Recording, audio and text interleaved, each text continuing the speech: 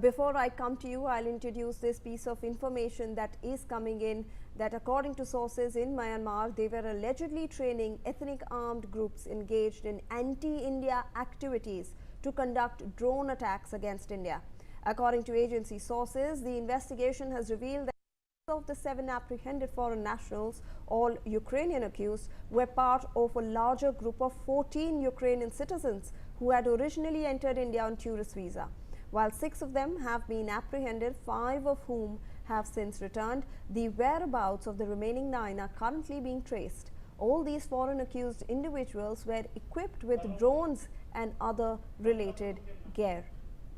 Let me first go across to General Asthana on this. General Asthana, this is obviously, without going into a lot of speculation, what we have are claims and allegations that have been leveled against these people who have been arrested by the NIA.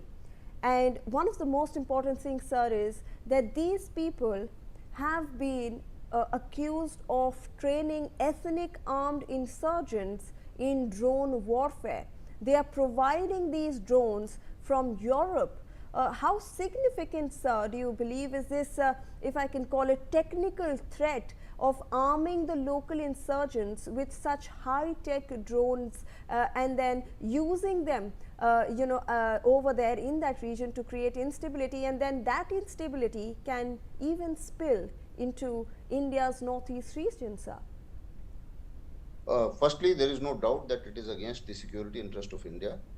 It is also an illegal activity on many counts. The first illegality which you mentioned, that they enters with the tourist visa and then they move to Mizoram, which is restricted, and they need permission to get into Mizoram as per Indian laws, which has been violated.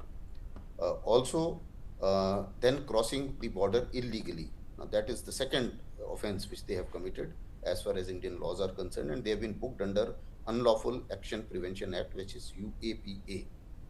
The third issue is their intention. Now, there can be two things. One is either they are the mercenaries and they are doing it for profiteering, and second is that they are part of a bigger conspiracy against India and Myanmar, because there are certain rebel groups in Myanmar who are being trained by them.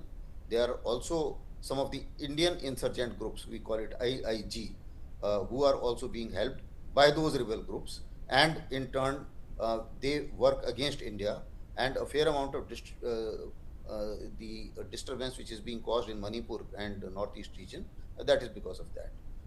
Also, when we look at the kind of the weaponry which the Indian insurgent groups as well as the rebel groups have, either they have the Western equipment or they have the Chinese equipment. Now, both sides can comfortably say that we don't know from where they have come, but then the fact is they have come.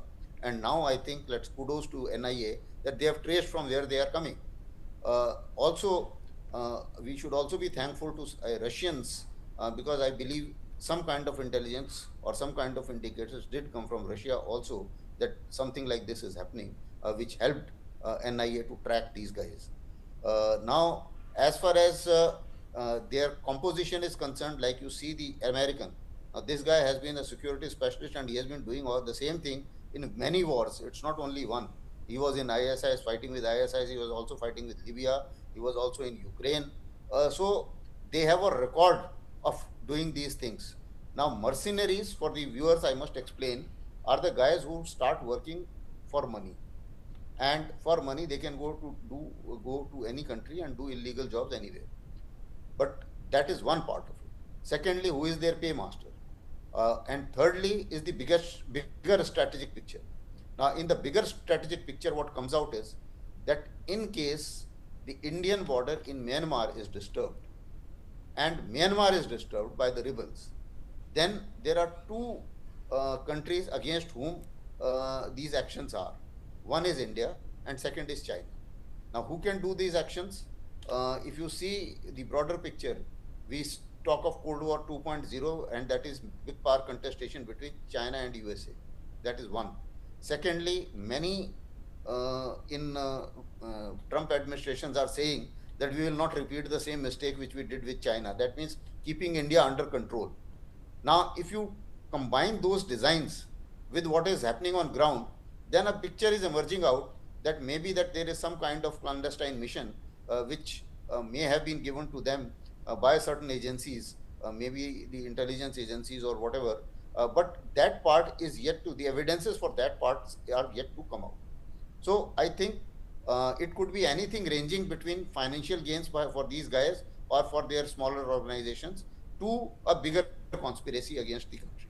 But in any case, these are the things which harm the security, internal security interest of India, and therefore they need to be taken to task. And I'm sure they have been nabbed, and appropriate action will be taken against them.